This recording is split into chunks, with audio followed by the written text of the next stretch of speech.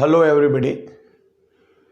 Last લેક્ચરની અંદર આપણે સરળ આવત ગતિ પર આધારિત અમુક દાખલાઓની આપણે ચર્ચાઓ કરેલ છે. આજે આપણે સ્પ્રિંગ પર આધારિત અમુક સંયોજનની ચર્ચાઓ કરીશું. દાખલા તરીકે જે સ્પ્રિંગો છે એનું શ્રેણી જોડાણ અને સ્પ્રિંગોનું સમાંતર જોડાણ.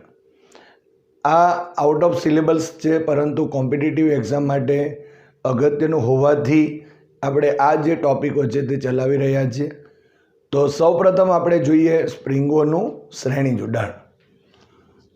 તો અત્યાર સુધી આપણે કોઈ એક સ્પ્રિંગ લીધી અને એ જે સ્પ્રિંગ જે છે એ સ્પ્રિંગ ઉપર આપણે બળ લગાવીએ, એના લીધે એની લંબાઈમાં ક્યાં તો વધારો થાય છે, ક્યાં તેની લંબાઈમાં ઘટાડો થાય છે. આ જે લંબાઈમાં ઘટાડો કે વધારો જે થાય છે એના ઉપરથી આપણે એના પુનઃસ્થાપક બળની પણ ચર્ચા કરીએ છીએ અને એના ઉપરથી જે સરળ આવત ગતિ છે એની પણ આપણે ચર્ચા કરી. અહીં આપણે જે શ્રેણી જોડાણ જોઈએ તો એના માટે સૌપ્રથમ એક આકૃતિ જોઈ લઈએ.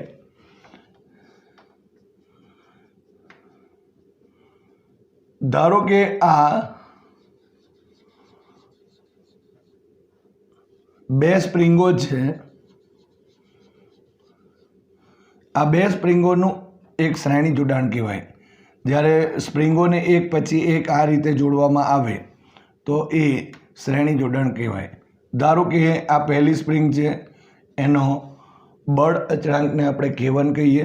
બીજી જે સ્પ્રિંગ છે એના બળ અચળાંકને આપણે K2 કહીશું. અહીં ધારો કે આપણે આ બે જે સ્પ્રિંગ છે એનું જે સંયોજન છે એની નીચે મુક્ત છેડે જો ધારો કે M દળનો એક બ્લોક લટકાવી દઈએ તો અહીં જે વજન છે એ વજન mg જેટલું થશે. હવે તમે જોઈ શકો છો કે આ જે સંયોજન છે, બે સ્પ્રિંગનું સંયોજન છે, અહીં mg જેટલું બળ લગાડેલું કહેવાય. એટલે કે આ બે સ્પ્રિંગની અંદર જે લાગતું જે બળ હશે એ દરેક જગ્યા ઉપર કેવું હશે? એક સમાન હશે. એનો મતલબ જો આપણે એક જ સ્પ્રિંગ હોય અને એની નીચે M દળનો બ્લોક આપણે લટકાવી દઈએ તો એના લીધે જે સ્પ્રિંગ છે એના આંટાઓ એક સરખા ખુલશે. એનો મતલબ જ એવો થયો કે એના દરેક બિંદુ જે છે એ દરેક બિંદુ પાસે જે આ વજન જે છે તે એક સરખું વહેંચાશે અથવા તો mg જે છે એક સરખું વહેંચાશે. એટલે કે જો ધારો કે આ બ્લોકને આપણે કાઢી દઈએ તો આ ફરી પાછા આંટાઓ એની મૂળ સ્થિતિમાં આવી જશે.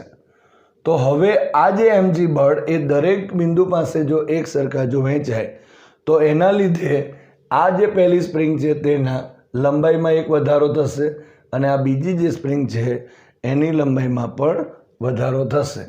ધારો કે પહેલી સ્પ્રિંગ છે એની લંબાઈમાં જે વધારો થાય એને આપણે y1 કહીએ અને બીજી જે સ્પ્રિંગ છે એની લંબાઈમાં થતા વધારાને y2 કહીશું. તો બટ ઓબ્વિયસ છે કે અહીં લાગતું જે બળ છે એ બળ બંને સ્પ્રિંગ ઉપર સરખું જ છે, પણ લંબાઈમાં થતો જે વધારો છે તે અલગ અલગ છે. માટે અહીં આપણે લખી શકીએ કે F ઇઝ ઇક્વલ ટુ, આને ધારો કે F1 નામ આપીએ તો અહીં K1 અને Y1 થશે. પણ આ જે F1 છે એની જગ્યાએ તો આપણે mg લખી શકાશે અને ઇઝ ઇક્વલ ટુ K1 અને Y1 થયું. હવે ઇમ્પ્લાઇઝ કરીએ તો y1 is equal to mg divided by K1 જેટલું થશે. હવે એ જ રીતે જો અહીં બીજી સ્પ્રિંગ માટે પણ લખવું હોય તો F2 is equal two K2 Y2 થશે અને માટે mg આ બળ પણ સરખું જ હશે. સો ઇઝ ઇક્વલ ટુ અહીં K2 Y2 લખાશે. ઇમ્પ્લાઇઝ કરીએ તો y2 મળી જશે. So is equal to mg divided by K2 થશે. તો આ રીતે જે બંને સ્પ્રિંગ છે એ બંને સ્પ્રિંગ ઉપર લાગતું જે બળ છે અથવા જો વહેંચાતું વજન બળ એક સમાન છે અને એની લંબાઈમાં થતો જે વધારો છે પહેલી સ્પ્રિંગ માટે y1, બીજી સ્પ્રિંગ માટે y2 આપણે અહીં લખેલ છે. હવે ધારો કે આ બે જે સ્પ્રિંગનું બનેલું જે તંત્ર છે, શ્રેણી જોડાણ છે, એની જગ્યાએ એનું સમતુલ્ય તો આપણે અહીં લખી દઈએ કે ધારો કે ધારો કે સમતુલ્ય બળ અચળાંક કે ધરાવતી સ્પ્રિંગ માટે લખીએ તો સ્પ્રિંગ માટે આપણે લખીએ તો F ઇઝ ઇક્વલ ટુ અહીં K ઇન્ટુ વાય થશે, જ્યાં વાય ઇઝ ઇક્વલ ટુ કેટલા લખાશે તો વાય ઇઝ ઇક્વલ ટુ અહીં આપણે y1 પ્લસ y2 જેટલું થશે. સમતુલ્ય એટલે એનો મતલબ એમ થયો કે આ બે સ્પ્રિંગની જગ્યાએ ધારો કે જો આપણે એક જ જો સ્પ્રિંગ લઈ લીધી અને એની અંદર જો લંબાઈમાં થતો વધારો જો y1 પ્લસ y2 જેટલો હોય તો એ જે સ્પ્રિંગ છે એનો સમતુલ્ય બળ અચળાંક K જેટલો આપણે લઈ શકાય. હવે આને પણ જો આપણે ઇમ્પ્લાઇઝ કરીએ તો y ઇઝ ઇક્વલ ટુ અહીં F બાય K થશે, પણ તે પહેલાં અહીંયા F is equal to mg થશે, ઇઝ ઇક્વલ ટુ અહીં ky થશે, માટે y ઇઝ ઇક્વલ ટુ અહીં mg ડિવાઇડેડ બાય K થશે. સો અહીં સમીકરણ નંબર ધારો કે 1 છે, અહીં 2 છે અને સમીકરણ નંબર ધારો કે અહીં 3 લખી દેવું. તો એટલે લખીએ કે હવે y is equal to y1 plus y2 માટે આની જગ્યા પર લખીશું mg divided by K is equal to mg divided by K1 plus mg divided by K2 થશે. આ mg અને mg કેન્સલ થાય તો અહીં આપણે લખી શકાય, માટે 1/K is equal two 1/K1 plus 1/K2 થશે. આ બે સ્પ્રિંગોથી બનેલા તંત્ર માટે શ્રેણી જોડાણ હોય તો આપણે આ જે ઇક્વેશન છે એનો ઉપયોગ કરી શકાય, અને 2 કરતાં વધારે હશે તો અહીં 1/K is equal two 1/K is equal two 1/K1 plus 1/K2 plus 1/K3 up to આપણે 1/Kn પણ લખી શકીએ. અહીં જો આ બે સ્પ્રિંગો માટેના બનેલા તંત્ર માટે લઈએ તો આટલે લસાવો K1 K2 લખી દઈએ તો ઉપર K1 પ્લસ K2 થશે, માટે 1/K થયું, માટે K is equal two K1 K2 અને divided by K1 plus K2 થશે. તો આ રીતે આપણે અહીં જે ઇક્વેશન મળે છે એના ઉપરથી જે સમતુલ્ય બળ અચળાંક છે તે મેળવી શકાય જ્યારે શ્રેણી જોડાણ હોય ત્યારે. હવે આ જે આપણા પાસે સમતુલ્ય બળ અચળાંક શ્રેણી જોડાણ માટે જે રીતે આપણે લીધું છે એ જ રીતે જો સ્પ્રિંગોનું બનેલું તંત્ર સમાંતર જોડાણમાં હોય તો એ સમાંતર જોડાણ માટે પણ કેવી રીતે આપણે મેળવી શકાય તેની ચર્ચા કરીએ.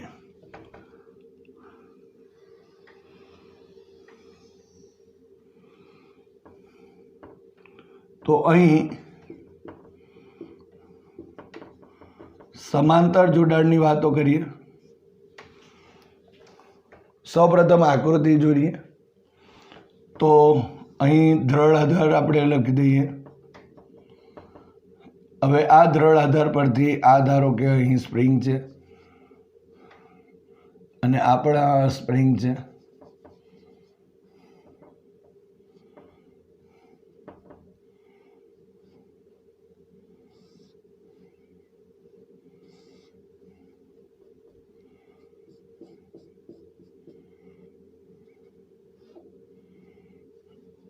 અહીં વજન આપણે mg લખીશું.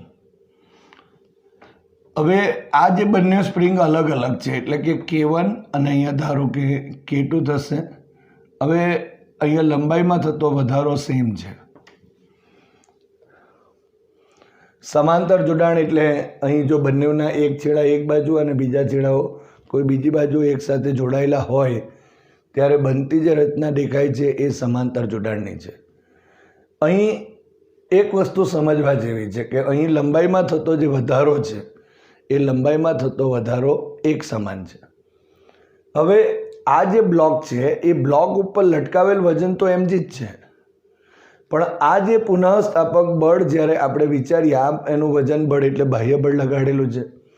જ્યારે આની અંદર લંબાઈમાં y જેટલો વધારો થાય, આમાં પણ y જેટલો વધારો થાય. હવે આ બંને જો સ્પ્રિંગ્સ જુદી જુદી હશે એનો મતલબ કે બળ અચળાંક જુદા છે તો એ સ્પ્રિંગો જુદી જુદી છે. તો આ જો સ્પ્રિંગો જુદી જુદી હોય અને જો લંબાઈમાં વધારો જે છે તે એક સરખો એ ત્યારે જ થાય કે જો આ વજન છે એ આ બંને સ્પ્રિંગમાં અલગ અલગ અથવા તો જુદું જુદું વહેંચાય. દાખલા તરીકે આપણે એક વાત કરીએ કે અહીંયા આ જે સ્પ્રિંગ છે તે નરમ સ્પ્રિંગ છે અને બીજી જે સ્પ્રિંગ છે તે કડક સ્પ્રિંગ છે. પણ નરમ અને કડક સ્પ્રિંગને જો લંબાઈમાં સમાન વધારો કરવો હોય તો આપવું પડતું બળ ઓછું વધતું આપવું પડશે. કારણ કે જો નરમ સ્પ્રિંગને વધારે પડતું બળ આપી દઈશું તો એની લંબાઈમાં વધારે વધારો થઈ જશે લંબાઈમાં, અને આમાં ઓછું બળ મળશે તો એ ઓછું વધારો થશે. તો એવું થવું જોઈએ નહીં. માટે અહીં એક વાત તો નક્કી છે કે લંબાઈમાં થતો જે વધારો જે છે એ લંબાઈમાં થતો વધારો એક સરખો હોવાથી અહીં એમ કહી શકાય કે જે વજન આપણે mg જેટલું અથવા તો પુનઃસ્થાપક બળ જે mg મળે છે એ આ બંને સ્પ્રિંગોની અંદર અલગ અલગ અથવા જુદું જુદું વહેંચાશે. એટલે એનો મતલબ એમ થયો કે પહેલી જે સ્પ્રિંગ છે એના માટે જો લખીએ તો અહીં સ્પ્રિંગ 1 માટે એમ લખીએ તો સ્પ્રિંગ 1 માટે અહીં F1 is equal two K1 અને અહીં y જેટલું થશે. અને સ્પ્રિંગ 1 માટે, અને જો સ્પ્રિંગ 2 માટે લખીશું તો સ્પ્રિંગ 2 માટે અહીં F2 is equal two K2y થશે. હવે જો ધારો કે સમતુલ્ય આપણે જો બળ અચળાંકની વાતો કરીએ એટલે આ બે સ્પ્રિંગની જગ્યા ઉપર જો ધારો કે કોઈ એક એવી સ્પ્રિંગ લઈએ કે જેનો બળ અચળાંક k જેટલો હોય અને એની લંબાઈમાં થતો જે વધારો છે એ જો y જેટલો જ હોય તો ત્યારે આપણે લખીશું ધારો કે અહીં સમતુલ્ય બળ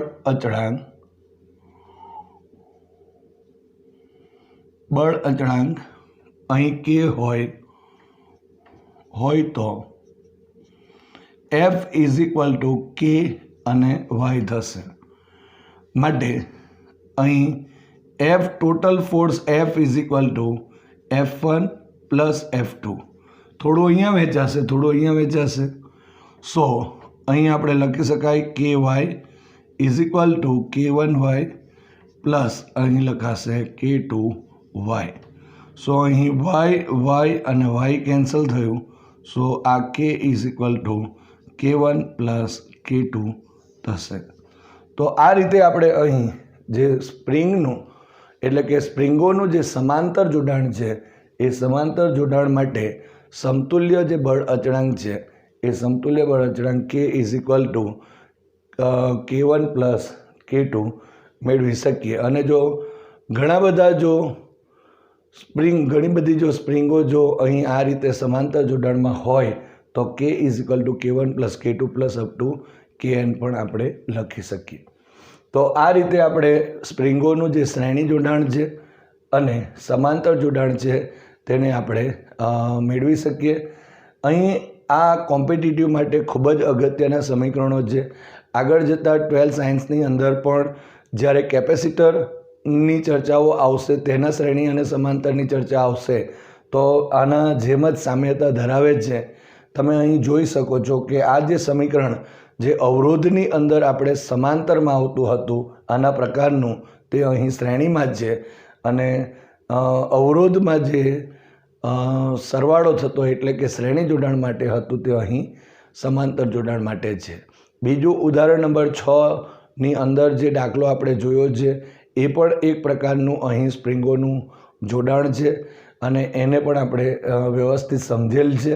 તો એ રીતના જોડાણને પણ અહીં આપણે સાથે સંયોજનમાં લઈ શકાય. એટલે અહીં જ્યારે એક્ઝામ્પલ્સની વાતો આવે તો શ્રેણી સમાંતરના મિક્સ દાખલાઓ પણ આપણે કરી શકાય છે. તો આ રીતે આપણે આ જે સ્પ્રિંગોના જોડાણ વિશેની ચર્ચા કરી શકાય. હવે જે નેક્સ્ટ ટોપિક જે છે એ સાદું લોલક છે. આપણે જોયું કે અહીં જ્યારે સરળાવત ગતિઓની ચર્ચાઓ કરી ત્યારે સ્પ્રિંગનો કિસ્સો લીધો, એની અંદર લાગતું જે પુનઃસ્થાપક બળ છે એની ચર્ચા કરી આપણે, એના પર આધારિત પ્રવેગની પણ આપણે ચર્ચાઓ કરેલી જ છે. અને ત્યાં પણ સ્પ્રિંગના કિસ્સાની અંદર સ્પ્રિંગના જે ઉદાહરણ તરીકે લઈ અને જે એના મધ્યમાન સ્થાનથી એને અમુક બળ આપીને જો એને આપણે ખેંચી દઈએ અથવા તો એ સ્પ્રિંગને આપણે દબાવી દઈએ અને જો એને મુક્ત કરી દઈએ તો એ બાહ્ય બળની અસર રીતે જેટલું ખેંચાશે, જેટલું દબાશે, ત્યારબાદ એ મધ્યમાન સ્થાનની આજુબાજુ સરળ આવત ગતિ કરે છે. તો સ્પ્રિંગના કિસ્સાની અંદર આપણે જાણીએ છીએ તે પ્રમાણે જે સ્થાનાંતર હતું એ સ્થાનાંતર એ રેખીય સ્થાનાંતર હતું. હવે આપણે જે વાત કરવાના છે તે છે સાદું લોલક. અને આપણે સ્થાનાંતરના થિયરમ્સમાં આપણે આ ચર્ચાઓ કરેલી જ છે કે જે સ્થાનાંતર છે એ સાદા લોલકની અંદર કોણીય સ્થાનાંતર હશે. તો સૌપ્રથમ આપણે સાદું લોલક એટલે શું એની ચર્ચા કરીએ. સાદા લોલકની લંબાઈને કેવી રીતે વ્યાખ્યાયિત કરી શકાય એ પણ જોઈએ. અને આ જે સાદું લોલક છે તો એ સાદા લોલક નો જે ડોલનોનો આવર્તકાળ છે એનું સમીકરણ કયું હોઈ શકે એની પણ આપણે વિસ્તારથી ચર્ચાઓ કરીએ. તો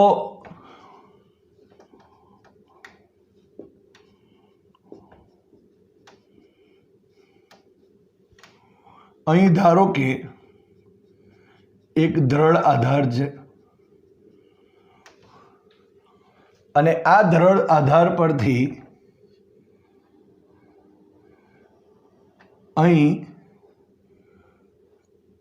ધારો કે એક કોઈ દળદાર વસ્તુ વજનરહિત દોરી ઉપર લટકાવેલ છે.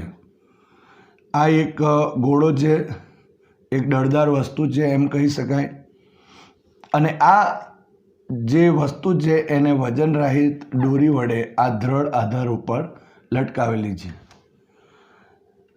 એટલે સાદું લોલકને જો વ્યાખ્યાયિત કરવું હોય તો આપણે આ રીતે કહી શકાય કે જો કોઈ દ્રઢ આધાર પરથી વજનરહિત જે દોરી છે એ વજનરહિત દોરી ઉપર જો કોઈ વસ્તુ જો લટકાવવામાં આવે, કોઈ દળદાર વસ્તુ લટકાવવામાં આવે અને જો એ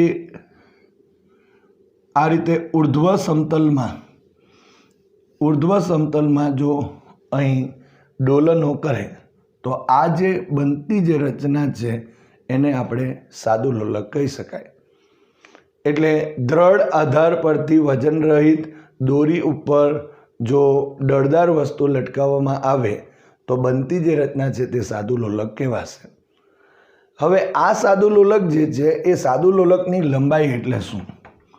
એટલે લોલકની લંબાઈ કેટલી? દોરીની લંબાઈ એ લોલકની લંબાઈ નથી.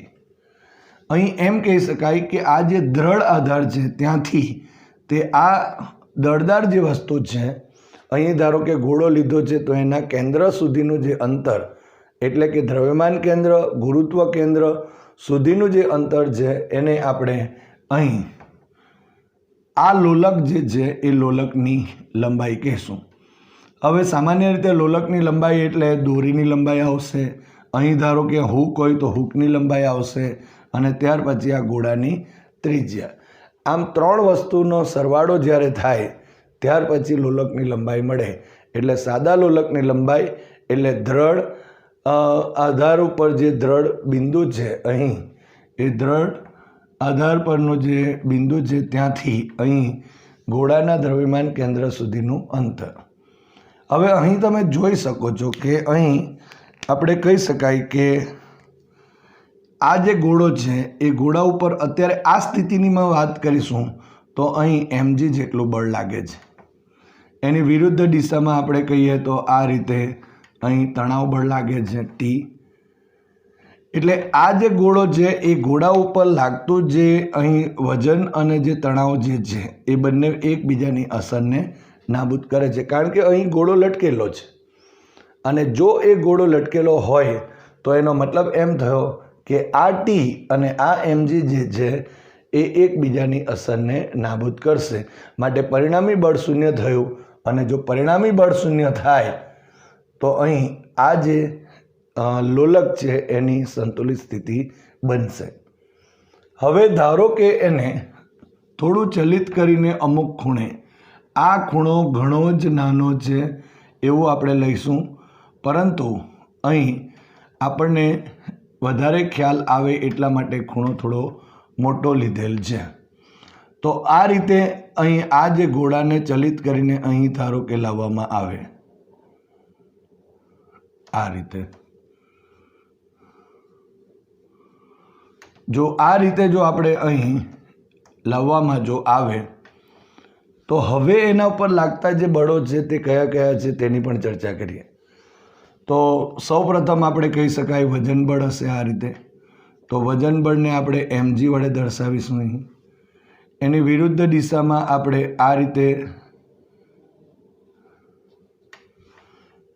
દર્શાવી દઈએ તો આ એક ખૂણો થશે. અહીં એ પણ થીટા થવાનો, કારણ કે આ બે સમાંતર થઈ એની આ છેદિકા થશે. આ ખૂણો જો થીટા હશે તો આ ખૂણો પણ થીટા હશે. અહીંયા જો આપણે કહીએ તો આ જે બળ છે એ અહીં જે તણાવ બળ છે તે ટી છે, અને આ દોરીની લંબાઈ આ દ્રઢ આધાર પરથી જો કહીએ આટલે સુધીનું અંતર એ આપણે ધારો કે કેપિટલ L લઈ લઈશું. હવે એક વાત બીજી અહીં જો આપણે વિચારીએ તો આ જે આપણા પાસે ખૂણો પડશે આ રીતે, તો આ જો ખૂણો થીટા હશે તો આ અભિકોણની જોડ એટલે આ પણ થીટા થયો. હવે mg જે બળ છે એના પણ બે ઘટક થવાના, એક આ રીતે એટલે અહીં mg cos થીટા થશે, અને આટલે mg અહીં sin થીટા થશે. એનો મતલબ શું થયો કે અહીં જે લાગતા જે બળો છે એ બળોમાં આ mg sin થીટા આપણે અહીં જે દર્શાવીએ છીએ, આ mg ના બે ઘટક, પરંતુ અહીં જે દર્શાવીએ એની જગ્યાએ એ અહીં હશે. એટલે આપણે અહીં mg sin થીટા વડે દર્શાવી શકીશું. હવે તમે જોઈ શકો છો કે આ mg cos થીટા જે mg નો એક ઘટક છે તે અહીં આ દિશામાં છે, એ તણાવ બળ સાથે એકબીજાની અસરને નાબૂદ કરે છે. એટલે જો અહીં લખીએ તો આકૃતિ પરથી એમ કહી શકાય કે આકૃતિ પરથી અહીં T = mg cos થીટા થશે, કારણ કે અહીં આ પ્રકારનું કોઈ પણ પ્રકારનું અહીં સ્થાનાંતર નથી, માત્ર સ્થાનાંતર આ રીતે જ થશે. હવે જ્યારે આ જ ગોળો આ તરફ આવશે ત્યારે આ જે પરિસ્થિતિ છે તે આ તરફની હશે. એનો મતલબ કે આ mg sin થીટા અહીં આ તરફ આવે છે તો અહીં આવશે ત્યારે આ તરફ જ આવશે. માટે આ ગોળા ઉપર લાગતું જે બળ છે એમાં આ જે બે ઘટકો પૈકી mg cos થીટા એ અને t બંને સમાન થયા. માટે જો કહીએ તો એ પરિણામી બળ -mg cos થીટા લખીએ તો એ પરિણામી બળ શૂન્ય થશે, કારણ કે એક પ્લસ છે તો બીજું કેવું કહેવાશે માઇનસ. અને એટલા માટે આ એકબીજાની અસરને નાબૂદ કરશે અને એ દિશામાં કોઈ પણ પ્રકારનું સ્થાનાંતર થવાનું નથી. હવે એનો મતલબ એમ થયો કે આ ગોળા ઉપર એક જ માત્ર જે બળ લાગે છે જે mg sin થીટા છે, અને આપણે કેન્દ્રગામી બળ કહીશું અને સ્પર્શીય બળ પણ આપણે કહી શકાય કે જે સ્પર્શીય બળની અસર હેઠળ આ જે ગોળો છે એ ગોળો એ સરળ આવત ગતિ કરશે. પણ અહીં કોણીય સ્થાનાંતર થયું, એનો મતલબ કે એના ઉપર એક ટોર્ક લાગતો હશે. અને આપણે જાણીએ છીએ ટોર્કની વ્યાખ્યા આપણે r ક્રોસ f લઈએ છીએ. અહીં આરની જગ્યા ઉપર જો આપણે વિચારીશું તો એક લેન્થ L જે છે તો એનો જ ઉપયોગ આપણે અહીં કરીશું. તો અહીં આપણે લખીએ તો ટોર્ક અહીં L એટલે r mg sin થીટા થશે, એટલે r ક્રોસ f પ્રમાણે વિચારીએ તો આરની જગ્યા ઉપર L છે અને fની જગ્યા ઉપર અહીં mg sin થીટા આપેલ છે. એનો મતલબ એમ થયો કે અહીં આ L mg sin થીટા થયું, જે અહીં આ જે લોલક છે એના ઉપર લાગતું જે ટોર્ક કહેવાશે એ ટોર્ક મળે છે, અને એની અસર હેઠળ આ કોણીય સ્થાનાંતર કરશે. પણ તમે જોઈ શકો છો કે આ જે mg sin થીટા એ અહીં સંતુલન બિંદુ તરફ લાગે છે, અને જો સંતુલન બિંદુ તરફ જો લાગે તો આનો જે થીટા છે એમાં એ ઘટાડો થશે. એટલે એમ કહી શકાય કે આ પુનઃસ્થાપક જે ટોર્ક છે એ અહીં થીટાનો ઘટાડો કરે છે, અને જો થીટાનો જો ઘટાડો થતો હોય તો આ જે આપણે ઇક્વેશન લખેલ છે એમાં ઋણ નિશાની લખવી પડે. એટલે ઋણ નિશાની લખવાનું મૂળ કારણ અહીં થીટામાં થતો શું છે? ઘટાડો છે. હવે આપણને આ એક સમીકરણને વ્યવસ્થિત આપણે લખીએ તો tau is equal to minus mgl sine theta લખીશું અને સમીકરણ નંબર આપણે 1 કહી દઈએ. હવે આપણે ટોર્કનું બીજું સૂત્ર આપણને ખબર છે કે tau is equal to I alpha, જ્યાં આઈ એટલે અહીં જડત્વની ચાક માત્રા કહેવાય અને આલ્ફા એટલે કોણીય પ્રવેગ કહેવાશે. તો આપણે આ ઇક્વેશન આપણને ખબર છે, તો એ સૂત્રનો ઉપયોગ કરીએ તો સમીકરણ નંબર અહીં 2 લખી દઉં તો સમીકરણ નંબર 1 અને 2 પરથી અહીં આપણે લખી શકાશે I alpha is equal to minus mg l અને સાઇન થીટા થશે. માટે અહીં alpha is equal to minus mgl divided by I અને સાઇન થીટા થયું. હવે થીટા ઘણો જ નાનો હોવાથી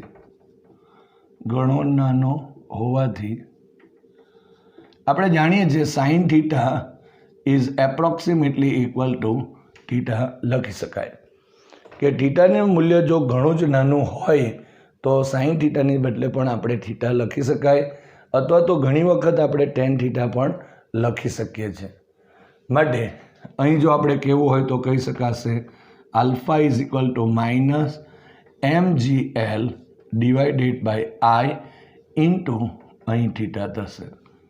તો આ રીતે આપણને અહીં જે કોણીય પ્રવેગ જે છે એ કોણીય પ્રવેગ માટેનું ઇક્વેશન મળે છે. અહીં ધારો કે આને સમીકરણ નંબર આપણે 3 આપી દઈએ. હવે જ્યારે આપણે સ્પ્રિંગનો કિસ્સો લીધો હતો ત્યારે જે પ્રવેગનું ઇક્વેશન હતું એ પ્રવેગનું જે ઇક્વેશન છે એ આપણે જાણીએ છીએ. એટલે સરળ આવર્ત ગતિ માટે જો પ્રવેગ લખીશું તો પ્રવેગ a is equal to minus omega square x જેટલું હતું. એનો મતલબ કે સરળ આવર્ત ગતિ કરતો જે સરળ આવર્ત ડોલક જે છે એના માટે પ્રવેગની જ્યારે વાતો આવે તો અહીં આ એક્સ એ રેખીય સ્થાનાંતર થયું અને એ રેખીય પ્રવેગ થયો. તો આપણે સરળ આવર્ત ગતિ કરતો કોઈ પણ કણ હોય તો એના ઉપર શરત મુજબ જો આપણે કહીએ તો લાગતું બળ અને જે પ્રવેગ છે એ સ્થાનાંતરના સમપ્રમાણમાં અને સ્થાનાંતરની વિરુદ્ધ દિશામાં હોય છે. અહીં પણ તમે જોઈ શકો છો કે આ જે કોણીય પ્રવેગ છે એ કોણીય સ્થાનાંતરના સમપ્રમાણમાં છે અને એની વિરુદ્ધ દિશામાં હોય છે. તો એનો મતલબ આ બેની વચ્ચે સામ્યતાઓ છે. જો એ સામ્યતાઓ હોય તો એનો અર્થ એમ થયો કે અહીં ઓમેગા સ્ક્વેર ના બદલે આપણે અહીં is equal to mgl divided by I લખી શકાશે. પરંતુ અહીં લખીએ કે જડત્વની ચાક માત્રા જે છે એ ચાક માત્રા આઈ ઇઝ ઇક્વલ ટુ આપણે mr સ્ક્વેર જનરલી લખીએ છીએ એની જગ્યાએ ml સ્ક્વેર લખીશું કારણ કે આરને બદલે અહીં l આપણે લીધેલ છે. એટલે જો જડત્વની જો ચાક માત્રા લખીએ તો I is equal to ml square લખાશે. માટે અહીં omega square is equal to mgl divided by આઈની જગ્યાએ ml સ્ક્વેર થશે. સો m અને m કેન્સલ, l અને l cancel. So omega square is equal to અહીં આપણે થીટાના સંદર્ભમાં જે લખેલું છે એ જ પ્રમાણે અહીં આ જે કાઉન્સ છે એને ઓમેગા સ્ક્વેર લઈ લીધો. આ ઓમેગા સ્ક્વેરની કિંમતમાં આઈ મૂકી દીધો. આ કેન્સલ થઈ ગયું હવે અને બાકી શું રહી જશે? g/l. માટે omega is equal to under root અહીં g/l થશે. તો આ રીતે આપણે અહીં કોણીય આવૃત્તિ માટેનું પણ એક સમીકરણ મળી જાય છે. તો omega is equal to G by L થશે અહીં. હવે આના ઉપરથી આવૃત્તિ પણ આપણે શોધી શકીએ. 2πf લખી દઈએ તો એના ઉપરથી f ઇઝ ઇક્વલ ટુ 1/2π અને અંડરરૂટ જી બાય એલ આપણે લખી શકાશે. હવે omega is equal two 2π/t હોવાથી અહીં આપણે આની જગ્યા ઉપર 2π/t લખી દઈશું માટે, અને is equal to under root G by L થશે માટે અહીં t ઇઝ ઇક્વલ ટુ અહીં 2π અંડરરૂટ L/g થશે. આમ અહીં સાદું જે લોલક છે એના ડોલનોનો જે આવર્તકાળ એ t is equal to 2π under root L/g થશે. તો આ આવર્તકાળનું આપણને સમીકરણ મળે છે. અહીં કોણીય આવૃત્તિ છે, આવૃત્તિ માટે પણ આપણે કીધું તે પ્રમાણે અહીં f ઇઝ ઇક્વલ ટુ 1/2π અને અંડરરૂટ g બાય એલ મળશે. અહીં તમે જોઈ શકો છો કે જે આવર્તકાળ જે છે એ અંડરરૂટ એલ છે એના સમપ્રમાણમાં છે અને અંડરરૂટ જી છે એના વ્યસ્ત પ્રમાણમાં છે. એનો અર્થ એવો થાય, અહીં એવો આપણે એનો મતલબ કરી શકાય કે અહીં જે આવર્તકાળ જે છે એટલે કે જો લોલકની લંબાઈ એ જો વધશે તો અહીં આવર્તકાળ પણ વધશે. એનો મતલબ એમ થયો કે ડોલનો ધીમા પડશે. લોલકની લંબાઈ જો ઘટશે તો આવર્તકાળ ઘટશે, એનો મતલબ ડોલનો ઝડપી થશે. એ જ રીતે આપણે અંડરરૂટ જી જે વ્યસ્ત પ્રમાણમાં છે આવર્તકાળની સાથે, તો ગુરુત્વ પ્રવેગમાં જો ઘટાડો થાય તો આવર્તકાળ જે છે એમાં વધારો થશે અને એ જે ડોલનો છે એ ધીમા થશે એમ આપણે કહી શકાય. આ ઘટે તો આ વધે અને આ વધે એટલે એ ધીમા પડેલા એમ કહી શકાય. તો આ રીતે એનું કન્ક્લુઝન પણ આપણે આવર્તકાળનું અહીં મેળવી શકાય. તો આ બધી જ વાતો આપણી અહીં સાદું લોલક પર આધારિત થઈ. તો એ રીતે આપણે અહીં સાદું લોલકના વિશે ચર્ચા કરી શકાય અને એના આવર્તકાળનું ઓમેગા અને આવૃત્તિના સમીકરણો મેળવી શકીએ.